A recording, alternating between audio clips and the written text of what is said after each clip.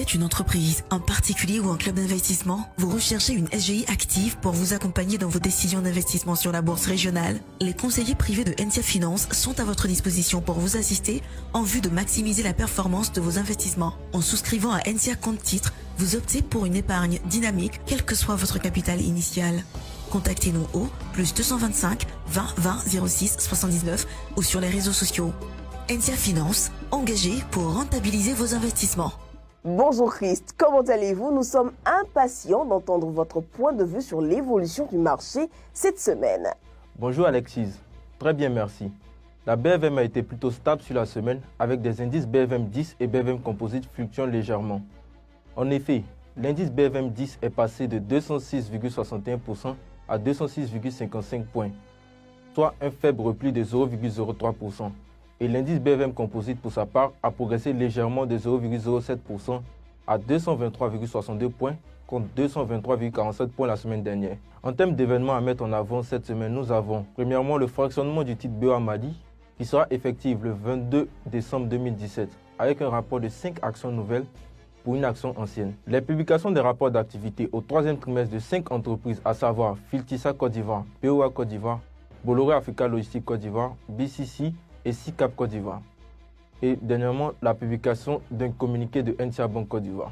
En termes d'événements importants pour la semaine prochaine, nous retenons principalement la première cotation d'Ecobank Côte d'Ivoire ce 12 décembre 2017, dont la période de souscription a débuté le 27 septembre 2017 et a été clôturée le 28 septembre à 10 h, relatant ainsi un grand succès de l'opération. D'accord Christ, parlez-nous des résultats au troisième trimestre de ces 5 sociétés. Avec plaisir Alexis. Commençons par la BOA Côte d'Ivoire qui annonce un produit net bancaire en hausse de 5,2% depuis le début de l'année jusqu'au 30 septembre 2017 en conséquence d'une hausse des encours moyens de crédit. Un coût du risque en forte baisse permet de dégager à fin septembre 2017 un résultat net de 7 687 millions de francs CFA, soit une hausse de 10,9%. La banque anticipe un regain d'activité sur la fin de l'année, avec néanmoins un modeste impact sur les résultats. Concernant la BCC, le produit net bancaire progresse de 8,7% pour s'établir à 33,8 milliards de francs CFA par rapport à septembre 2016. On note également une croissance significative des encours moyens des crédits à la clientèle de 22,6%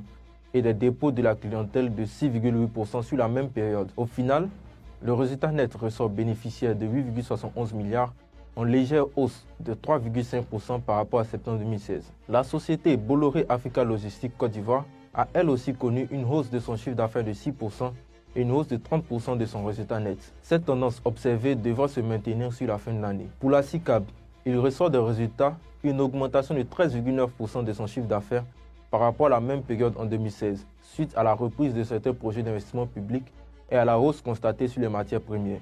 Ainsi, sur le trimestre, le tonnage de câbles fabriqués vendus a augmenté et les efforts de développement à l'export se font remarquer avec une hausse de 23,3%. Ce niveau de vente, combiné à une diminution des charges d'exploitation, nous font ressortir à un résultat en forte hausse de 588%. Notons particulièrement que les chiffres ne concernent que le trimestre et non le cumul depuis le début de l'année. Pour terminer, la société Filtissa Côte d'Ivoire a connu une hausse de son chiffre d'affaires de 10%. Cependant, malgré une légère baisse de 3% du résultat des activités ordinaires, le résultat net ressort à 1132 millions de francs CFA en hausse de 22%. Une nette accélération de l'activité est attendue pour la fin de l'année.